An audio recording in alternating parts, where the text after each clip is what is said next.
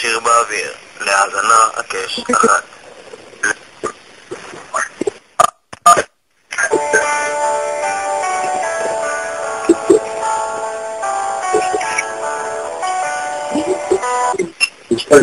להשמעת שם השולח נקש 2. דוד ושלום!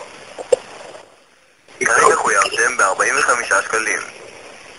להעברה לנציג השירות נא קישור 3.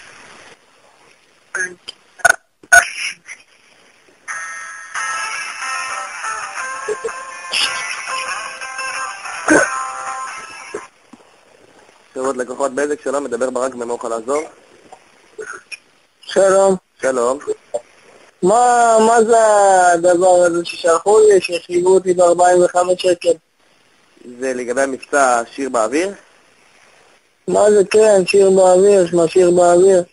שיר באוויר זה מבצע חדש, לקראת הפסח שמגיע. זה לקראת החגים, בן אדם שולח לך שיר, במתנה, מפנק אותך בשיר יפה, ואתה מתחייב לשלם. כמו דואר. בן אדם מפנק אותי בשיר ואני מתחייב לשלם.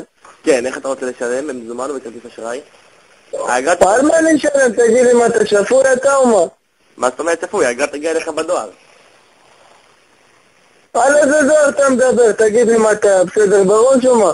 סליחה, אני עוזר רק בתקלות טכניות, אני יכול להסביר לך את זה שוב, אבל אני לא יכול לעזור לך בתשלום, זה לא קשור אליך. נראה לי תקלה טכנית שיש פה, זה המוח שלך, אני בתקלה טכנית רצינית. בן אדם שולח לי שיר ואני צריך לשלם עליו. מה, אתה בסדר? סליחה, אבל זה לא קשור אלינו, זה לא קשור לבזק, אמרתי לך. זה תנאים, אנחנו לא קשורים אלינו, אנחנו רק שירות חיצוני. אבל זין שלי למי זה קשור, מי ששלח את זה, שהוא ישלם, מה? אני יכול אולי להעביר אותי. סליחה אדוני, אני יכול אולי להעביר אותי. תעביר אותי למנהל שלך, כן, תעביר אותי. אוקיי, טוב. חכה כמה שנים.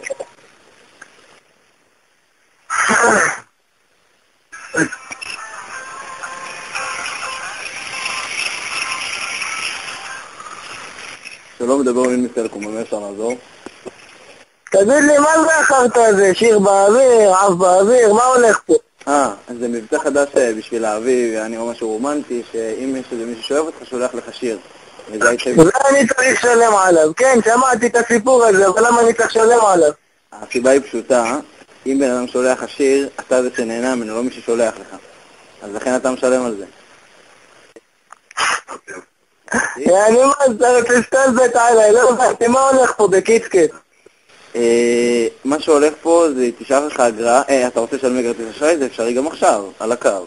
אתה יודע מה, תביא גם את הכרטיס אשראי שלי, שלמת. אוקיי, תביא את המספר.